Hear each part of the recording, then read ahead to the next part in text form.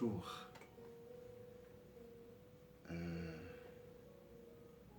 C'est une vidéo particulière, assez spéciale. La preuve, j'ai pas toutes les précédentes, je n'ai pas été en veste. Donc, spécial pourquoi? Spécial parce que elle porte sur un thème spécial. Et le thème, à la suite de ce que nous avons vu avant, le thème de cette vidéo va parler de mariage. Et quelqu'un, en parlant du mariage, la désignait comme la plus précieuse des vanités. La plus précieuse des vanités. Un peu comme pour dire sur la terre, tout passe, évidemment on le sait, tout passe comme le mariage, mais sur terre c'est la chose, c'est la plus précieuse des choses qui passent, le mariage. Les vies de beaucoup, d'hommes comme de femmes, quelle que soit la couche sociale, la race et tout ça, les vies de beaucoup de personnes se sont jouées là, sur ce point-là, le mariage. Et donc c'est le thème de cette vidéo. Et nous vous prions vraiment d'être assez attentifs. Nous serons un tout petit peu longs, mais on croit que c'est pour la bonne cause. Comme je disais à tout Seigneur, tout honneur, ce thème mérite qu'on s'y attarde un tout petit peu, tellement il fait couler d'encre, de salive, tellement il fait couler même des larmes, de joie, aussi de peine. Et le mariage mérite qu'on s'arrête vraiment, particulièrement sur lui, ce thème, il mérite cela.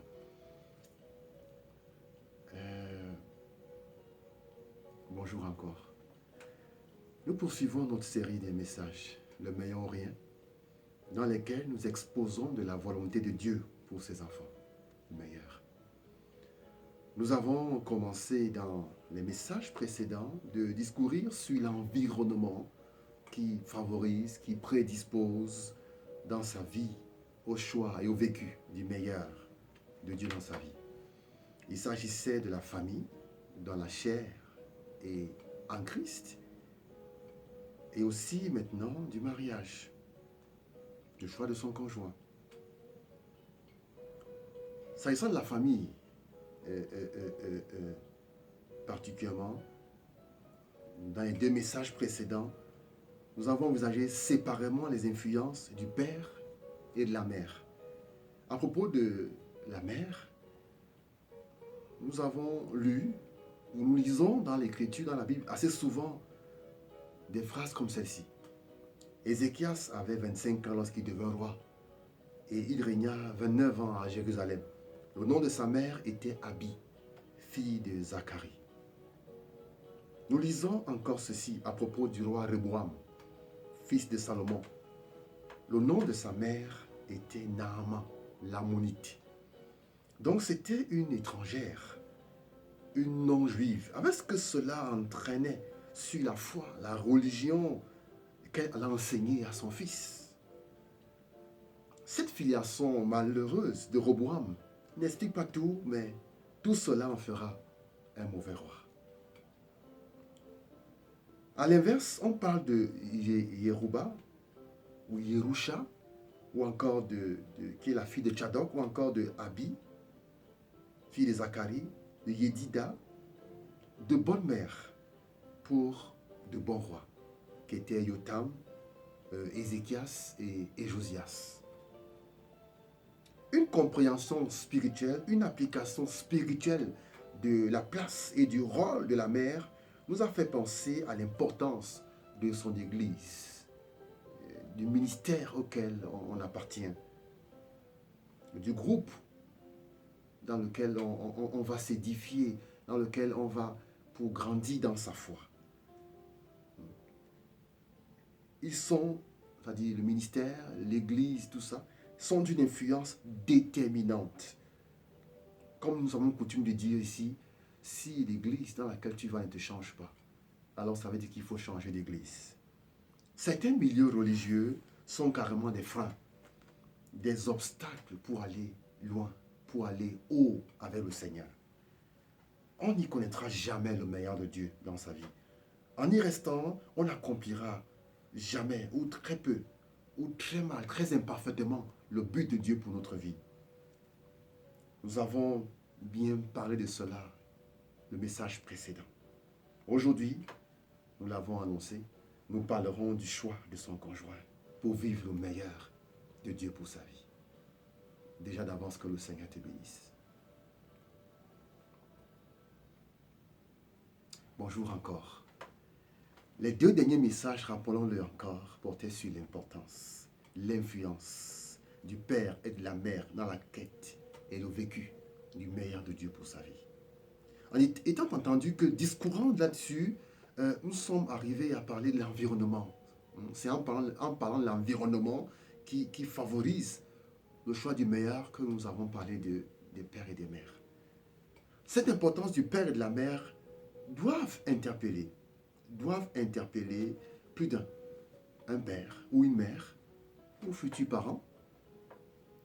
Comme quoi, sa vie, ses choix, ce qu'il est et ce qu'il fait, posent les conditions favorables ou non à l'avenir, à la destinée de son enfant. Nous ne pouvons pas que penser à nous seuls dans nos choix et décisions, car ceux-ci rejaillissent et ont un écho sur le devenir de nos enfants. Mais encore, ces vérités sur la portée de ce que nous sommes et ce que nous faisons quant à notre progéniture doivent aussi interpeller un jeune homme, une jeune fille, en ce qui concerne le choix de son futur partenaire de vie, son conjoint.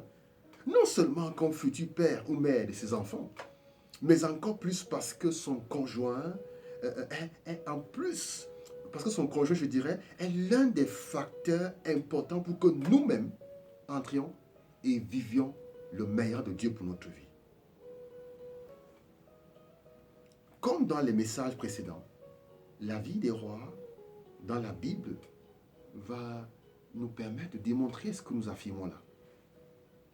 Nous lisons dans 2 Rois 8, verset 18, il s'agit de Joram, marcha dans la voie des rois d'Israël.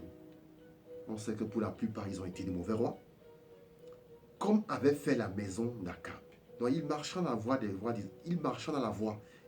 rois d'Israël, comme avait fait la maison d'Akab.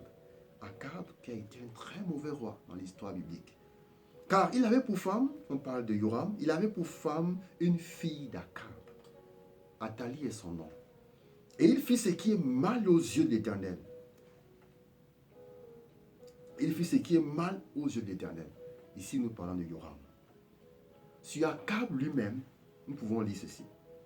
Akab, fils d'Omri, Omri, qui est le père d'Akab, a été un très mauvais roi en Israël. Donc Akab, fils d'Omri, fit ce qui est mal aux yeux de l'Éternel, plus que tout ce qui avait été avant lui. Comme si cela avait été trop peu. Il prit pour femme Jézabel, fille d'Eshbal, roi des Sidoniens. C'était donc une étrangère, une non-juive. Et il alla rendre un culte à Baal et à se prosterner devant lui. Il n'y a eu personne qui se soit vendu comme Akab pour faire ce qui est mal aux yeux de l'Éternel. Et sa femme Jézabel l'y excitait. L'histoire est dans 1 Roi 16, versets 30 à 31. Cette femme Jézabel est restée dans la Bible comme un symbole de mauvaise femme et de mauvaise aide aux côtés des hommes et des serviteurs de Dieu. On en parle bien aussi dans Apocalypse, chapitre 2, verset 20. Jézabel est citée comme mauvaise femme. Un symbole de mauvaise femme et de mauvaise aide, que ce soit pour un homme, dans le cadre familial, comme pour un serviteur de Dieu dans le cadre du service chrétien. L'histoire de ces rois et avec eux, celle de leur pays, aurait été certainement différente s'ils avaient fait d'autres choix concernant leurs épouses. C'est vrai qu'il y a aussi leur responsabilité personnelle, on le sait. L'écriture et l'histoire en général enseignent sur la place, le rôle de la bonne femme pour un homme. Disons, si vous le permettez bien, Proverbe 18, le verset 22. Il est écrit dans 18, verset 22, que celui qui a trouvé une femme bonne a trouvé le bonheur. C'est une grâce qu'il a obtenue de l'Éternel. Et Proverbe 19, verset 14 dit, on peut hériter de ses pères des biens et des richesses, mais une femme qui a du discernement ou de l'intelligence est un don de l'Éternel. Nous disons tout à l'heure que l'Écriture révèle et enseigne sur la place de la bonne femme aux côtés d'un homme pour réussir. De même, l'Écriture aussi enseigne sur la place, le rôle du bon gars, comme on dit chez nous, n'est-ce pas, aux côtés d'une femme pour qu'elle soit heureuse. À propos, on peut lire aussi toujours dans Proverbe 19, le verset, c'est quoi, c'est 19, verset 22 qui dit, ce qui fait le charme d'un homme, ce n'est pas son physique. Ce qui fait le charme d'un homme, c'est sa bonté. Ce qui fait le charme d'un homme, c'est sa bonté. Et Proverbe 20, le verset 6 dit, beaucoup de gens proclament. On dit qu'ils proclament. Est-ce que c'est ça? Est-ce que c'est vrai? Beaucoup de gens proclament, voilà, se vantent, proclament chacun leur bienveillance. Mais un homme fidèle, qui le trouvera? L'Écriture, reprenons-nous, n'est-ce pas, enseigne sur la place, le rôle, et même la nécessité de la bonne femme pour un homme et du bon gars, comme on dit chez nous, aux côtés d'une femme, pour être heureux et réussir dans sa vie, en une expression, pour vivre le meilleur de Dieu pour sa vie. Je me souviens un jour d'une histoire. Je rencontre un vieil ami, un ami d'enfance. Nous sommes à Yaoundé, on se rencontre en ville. Et on fait un peu le point de nos vies. Et il me raconte son histoire en bref. Dans son histoire, il avait environ 7 enfants. Il avait 7 enfants avec 3 femmes différentes.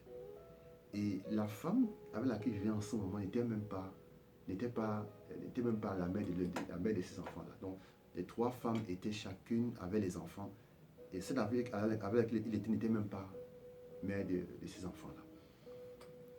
C'est un homme qui a des responsabilités dans l'administration, il a un cadre dans l'administration, il est bien véhiculé. Mais quand il m'a raconté son histoire, quand j'ai imaginé que cet homme doit gérer ses femmes, chacune de son côté, avec ses enfants, je me suis dit, je préfère encore de loin ma vie simple que la vie de cet homme. Parce que je n'imagine pas toutes les tracasseries qu'il doit gérer au quotidien, venant de ses enfants différents, de ses femmes différentes. C'était triste. C'était très triste. Beaucoup d'hommes parfois paraissent braves, mais au soir de leur vie, ils sont misérables. C'était des héros à un moment parce qu'ils avaient de l'argent, mais au soir de leur vie, que sont-ils en vérité? Et cela parce qu'ils ont raté. Ils ont échoué sur le plan familial, sur le plan domestique. Ils sont passés à côté.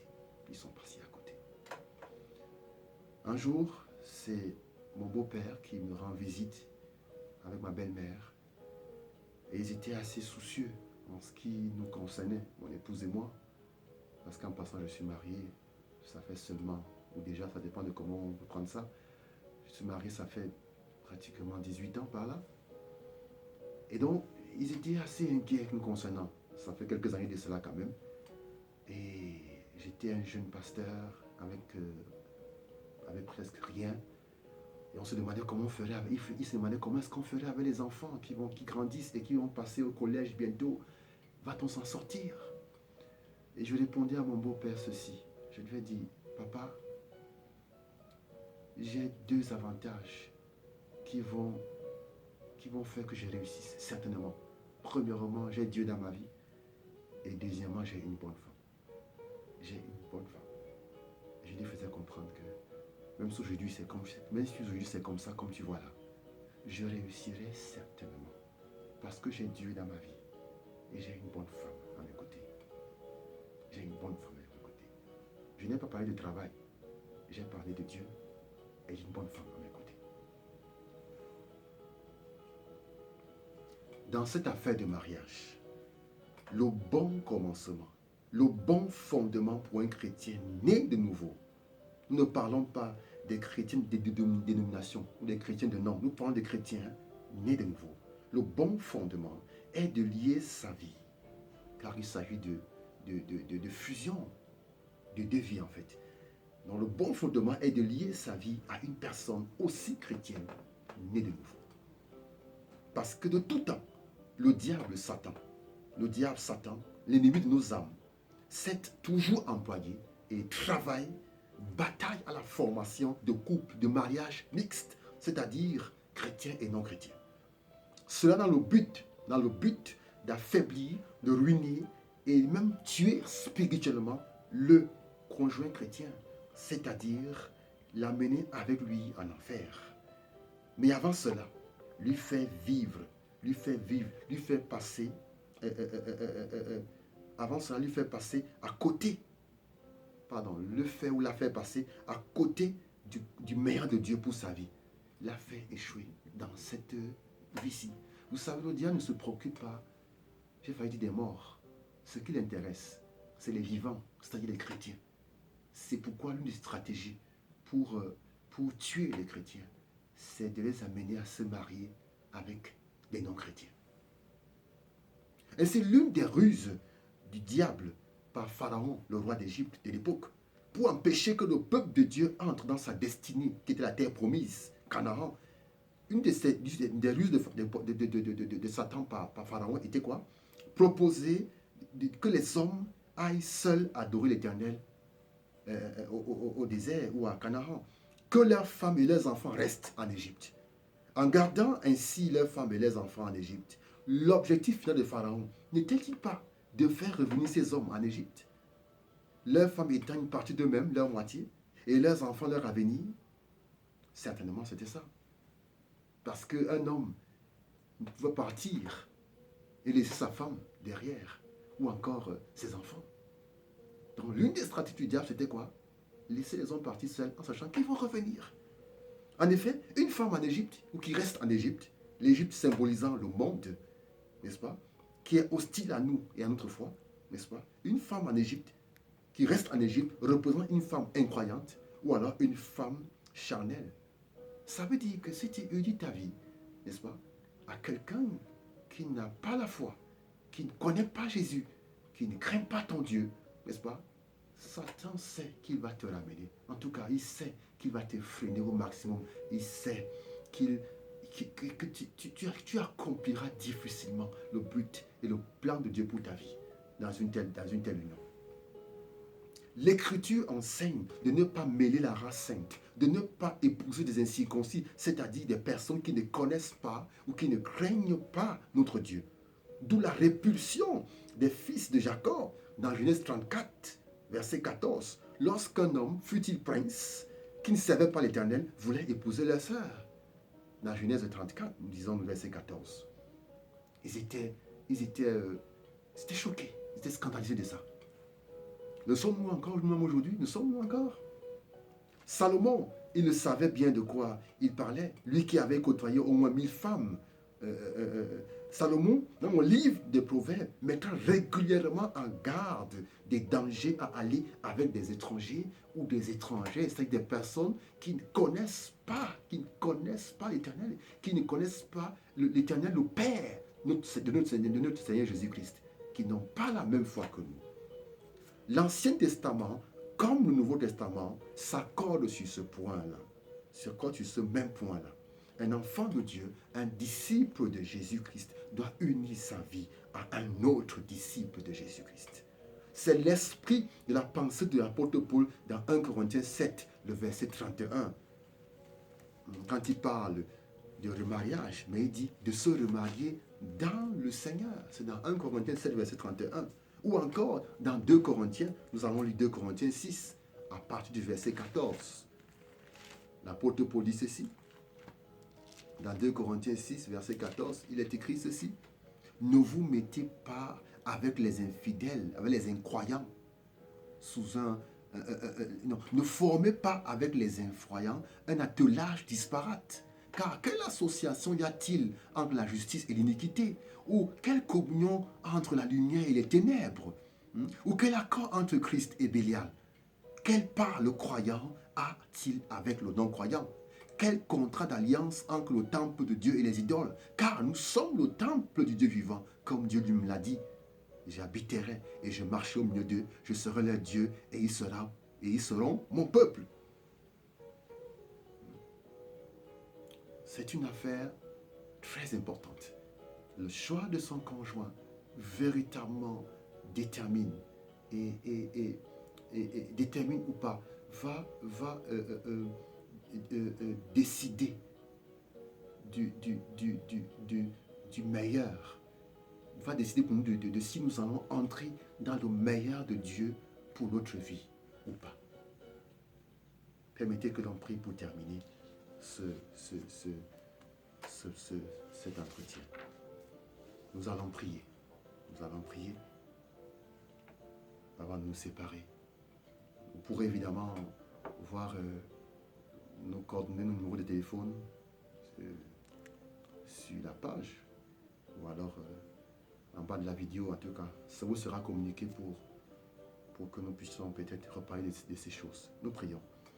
Seigneur, je te bénis.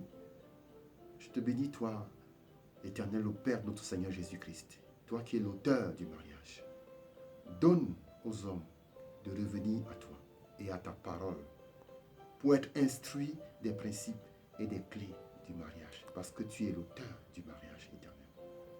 Seigneur, nous prions afin que les couples en difficulté et qui nous suivent et qui nous ont écoutés, que les couples en difficulté et qui peuvent encore être sauvés le soir au nom de Jésus-Christ, particulièrement dans l'Église, parmi tes enfants. Donne à tes enfants qui veulent se marier ou sont déjà sur le chemin d'être attentifs à ta volonté, au lieu de privilégier leurs désirs et leur volonté, que par-dessus tout, ils cherchent à te glorifier. Que tes serviteurs jouent le bon rôle dans tout cela, Seigneur, au nom de Jésus-Christ. Que les plans du diable soient voués à l'échec pour détruire la famille telle que tu l'as pensée, diviser les couples et induire les saints en erreur dans ce domaine.